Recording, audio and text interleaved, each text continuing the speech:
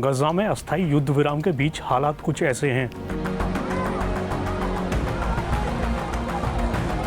गजा शहर लौटे फिलिस्तीनियों का कहना है कि उनके पास अपने परिवारों के लिए बहुत कम संसाधन बचे हैं। खाने पीने की भारी किल्लत है। लोग घंटों कतार में खड़े रहते हैं जिससे उन्हें ब्रेड का एक बंडल ही मिल जाए। लोगों के घर तबाह हो चुके हैं। ऐसे में वो कोई जगह तलाश कर टेंट लगाकर रहने को ही मजबूर हैं। दावा यहाँ तक है कि लोग कब्रों के बगल में रहने को भी मजबूर हैं। ऐसे में लड़ाई भले ही अस्थायी तौर पर रुक गई है, लेकिन आम जिंदगी के हिसाब से गजा अब रहने लायक नहीं बचा है।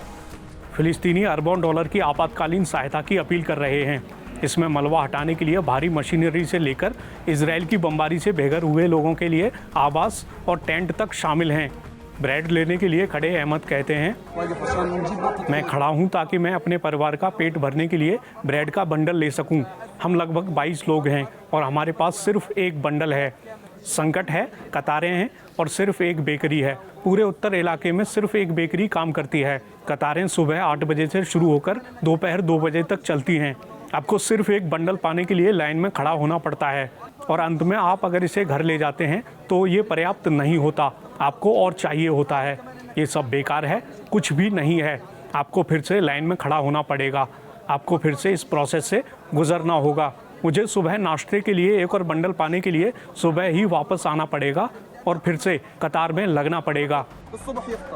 लोग आटे तक के लिए तरस रहे हैं। इस बारे में अहमद कहते हैं, हमारे लिए आटा आने दो, मुझे ब्रेड की ज़रूरत नहीं है। अगर आटा होता तो मैं उसे पकाकर खा सकता था। हमारे लिए आटा आने दो, लेकिन आटा कहाँ है? ना जलाऊ लकड़ी, ना गैस, कुछ भी नहीं है। हमारे इलाके में सब कुछ खत्म हो गया है। हम इस हाल में ही दक्षिण से आए हैं। वहाँ कम से कम थोड़ा बहुत तो था, लेकिन यहाँ उत्तर में ना तो ताज़ा पानी है, ना खारा पानी, ना ब्रेड है, कुछ भी नहीं है।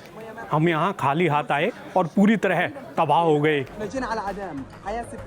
इसके अलावा एक फिलिस्तीनी ने कहा, युद्ध विराम के बाद से हमने कोई टेंट नहीं देखा, हमने कोई कारवां नहीं देखा, हम फिर से निर्माण के कोई संकेत नहीं देख रहे, कुछ भी नहीं है।